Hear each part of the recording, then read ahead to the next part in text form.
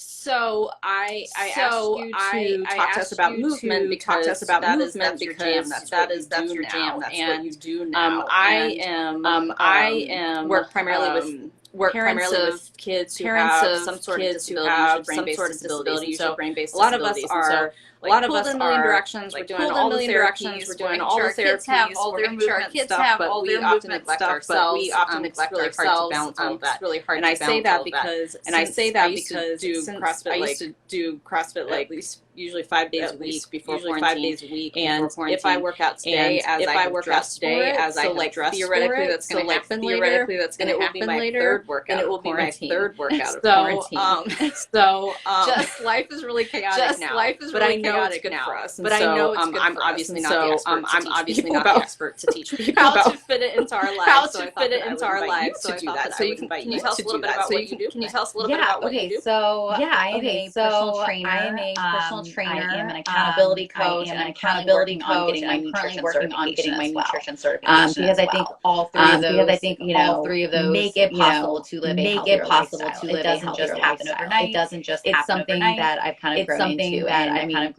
And you knew me back in college when I didn't have a healthy relationship with food or working out. And I think I've come so far from there. And I think really like to help people make it something that's sustainable, not a crash course, not a crash diet. It's all about that long-term sustainability, and especially for your audience. This isn't something that's gonna go away. You're constantly gonna go away. Your children, even into early adulthood. So to be able to create small, manageable steps.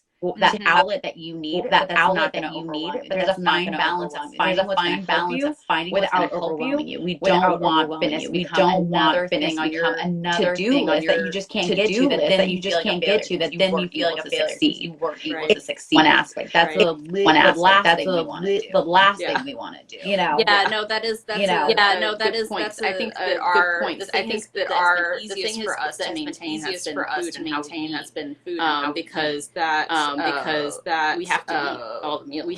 So we just change what we're eating to make it smarter choices. Actually went to a dietitian the other day because issues, and she was like, actually, and she was like, perfectly. And I was like, okay, perfectly. And I was like, I wasn't expecting her to say that.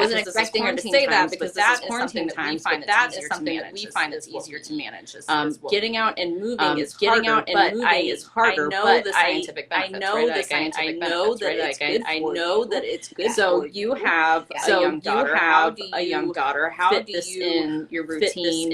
Prioritize it. Help yourself see value in it. Okay, so that's twofold. So my daughter is 2. My daughter is 2. I will say that for a while, I was getting 4:30 a.m. to get 4:30 a.m. to get that. Exactly. Like that's not feasible. Like no, and you know what? I got good workouts.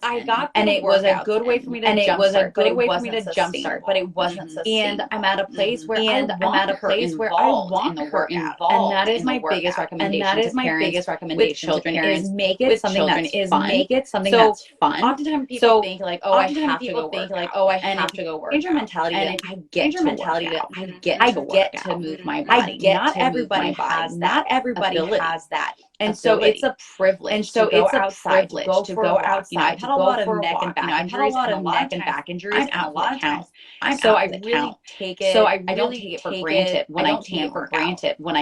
So changing your mindset is a huge understanding that when you work out, it may not be the most hardcore intense workout. But if you have that mindset at the beginning of, so that I can move my body, a little bit, just even to teach my child that movement is good for you, that this is a good fun thing to do, this is not a fun thing to do, this is not a punish. That's huge. That's huge. Now I work out usually around 10 o'clock. She's had a snack. She's had a playing in the garage, and she comes out and goes, exercise, mommy. And I'm like, exercise, mommy. And I'm like, yes, and then she's like, okay, that was fun. And then she's like, okay, that was fun. but I can still work out. I keep an eye on her. She knows that this is part of our routine, and it's just become part of our routine. Part of our routine. So setting up that expectation of what kind of a workout you're gonna. Now, if I need like a hardcore workout, like I'm feeling stressed, like I'm feeling stressed, and I'm like, I need this. I'll either get my husband to watch it, or because it's that important to me. Because it's that important to me. So what do you see? I know there are seasons when you can't work out. What do you see as a difference from your mental health when you do it health-wise, and so you're not working out? It's really bad. It's really bad. So I struggled with a lot of postpartum anxiety, and I wasn't working out, and I wasn't working out. Shift that happened in my mental health. That happened in my when I did. Now there was also therapy and medication. Lots of but there was something. But there was a feeling of there's some things in my life right now that I can do, and working out myself, and working out was getting outside for 10, 15 minutes, even just 10, 15 minutes, even just walking, sunshine, getting that vitamin D, I felt revived. So now, when I can't work out, I will still go for a walk. Still do some gentle stretching. A lot of times, I'll end up even just doing like a because it makes me aware of my body. Gentle light movement. Because if I don't, so I used to take like I wouldn't do anything. And my husband would be like, such a biatch, Oh, it's a rest day. Rest day. Where like even if it's just going for a walk by myself, I don't do like I have to do something calming, but I have to move. That's a great point for a couple things. One of our collaborators, Melissa, she knows when her mental health isn't right. She's got to get moving. She inspires me because I don't do that well at that. But you said it's a privilege that we're able to move. It's a privilege that we're able to move. Which is so true. Obviously, those of us advocating for disabilities. See that so often. Our parents even have chronic disabilities that are invisible, flare up, and so there are definitely times when they can't take advantage of this, but when we can, we can. And then the other thing is that we get to do it, and that we get to do it, making that our mindset. It's I think oftentimes when we're juggling all of the therapists, and we're arguing with doctors, but we know way more about our kids' disability. There's very little in our life that we can control. And so taking the things that we can control, and clinging on to it can be really helpful for our mental health. And this would be one of those things, right? So we can control, and like you said, even if it's around our kids, we don't have to necessarily be secluded. A lot of times you picture that workouts have to be at a gym, or they have to be a special place that is designated for working out, or certain times for working out, and children can't be present. You work out with your daughter, which I think is really cool. The other thing is it doesn't have to be a super long workout. You can just set the timer for 10 minutes. That's all you need. That's all you need. Put YouTube on, do some dancing with your kids. Go on YouTube and find a yoga, or find some kind of yoga workout, just something that's full body, and you can get a good sweat. And then most of the time once you start, you're like, okay, I can do a bit more than this. I can do a bit more than this.